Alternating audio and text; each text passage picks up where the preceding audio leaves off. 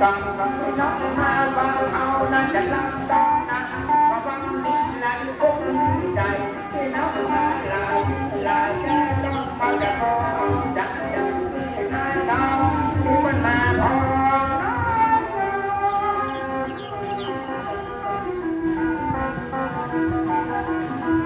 พอคนละวันแมวก็ออกแม่ตัวเขาออกเด็กตัวเลี้ยงเขาบ้านเลี้ยงจังโตก็บ่ได้กันเจ้าบ้านเจ้างานกรรมการวันนี้ทำแล้วก็ร้องพวกเราได้ว่า